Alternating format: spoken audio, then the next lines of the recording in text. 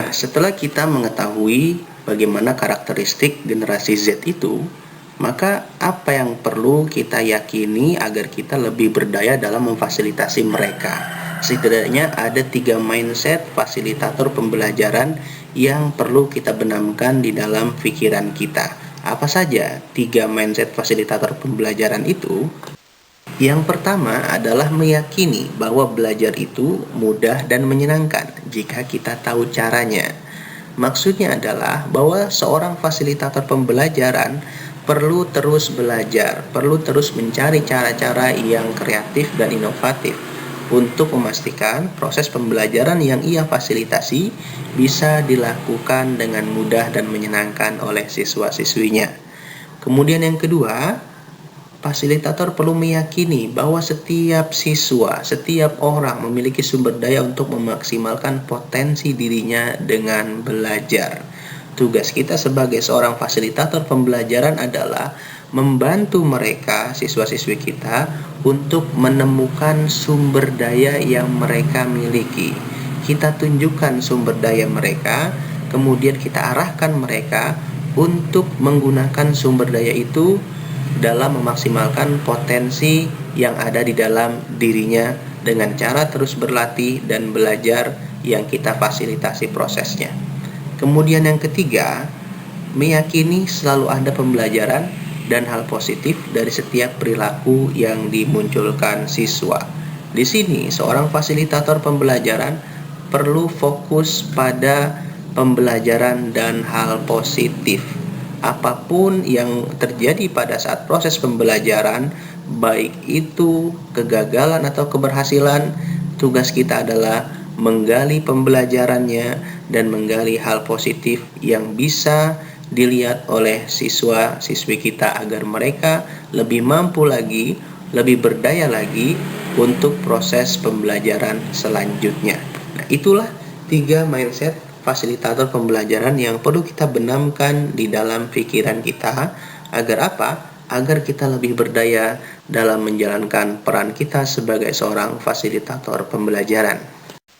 Baik Bapak Ibu dan rekan-rekan pembelajar sekalian, setelah kita sama-sama memahami dan juga meyakini mindset fasilitator pembelajaran, kini saatnya kita membahas bagaimana kita memfasilitasi pembelajar zaman now.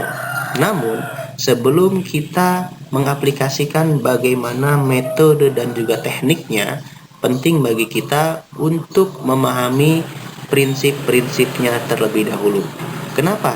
Perlu kita mulai dengan memahami prinsip-prinsipnya terlebih dahulu, karena jika kita prinsip-prinsipnya sudah kita kuasai, maka metode dan tekniknya akan lebih mudah kita improvisasi.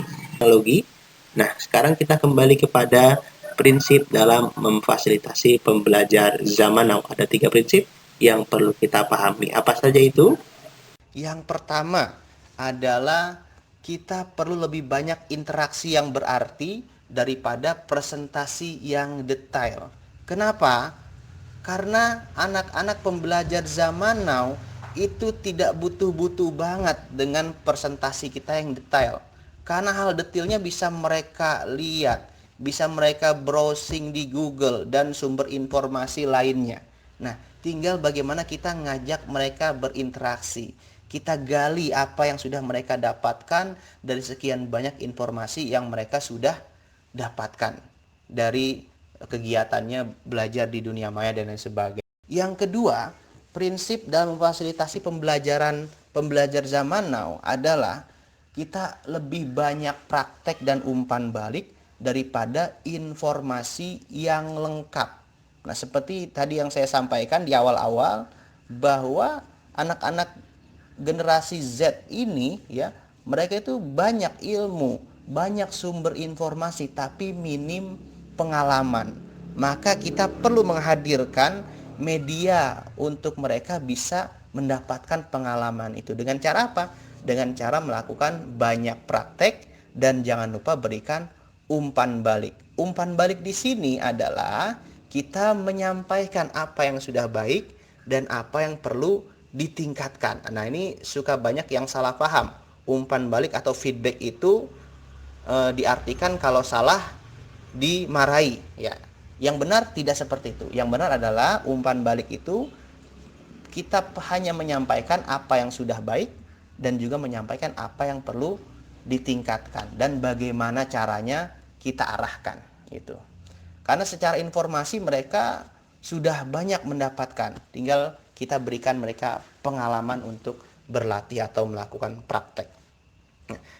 Kemudian prinsip yang ketiga dalam kita memfasilitasi pembelajar zaman now adalah akan lebih baik kita fokus mencapai tujuan daripada mengeksekusi perencanaan. Nah, ini ya, kita sebagai guru setiap hari kan bikin nih rencana pelaksanaan pembelajaran atau rencana pembelajaran harian. Nah, itu bisa kita jadikan pegangan untuk kita mengejar kurikulum. Tapi jangan lupa, fokus kita untuk mencapai tujuan belajar. Bagaimana agar murid itu bisa mampu sesuai dengan kondisinya saat itu.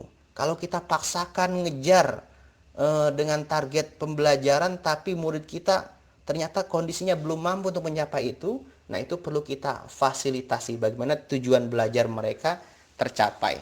Dan ini menarik, terjadi juga pada saat masa pandemi ini, di mana Menteri Pendidikan kita mengatakan bahwa guru-guru ya tidak perlu untuk mengejar perencanaan atau kurikulum. Ya, justru sesuai dengan apa yang kita sampaikan saat ini, yaitu lebih fokus pada mencapai tujuan pembelajaran yang mana kita sekarang melakukan belajar dari rumah masing-masing. Nah, itu prinsip dalam memfasilitasi pembelajar zaman now. Yang pertama, lebih banyak interaksi yang berarti daripada presentasi detail. Yang kedua, lebih banyak praktek dan umpan balik daripada informasi yang lengkap. Yang ketiga, lebih fokus mencapai tujuan daripada mengeksekusi perencanaan.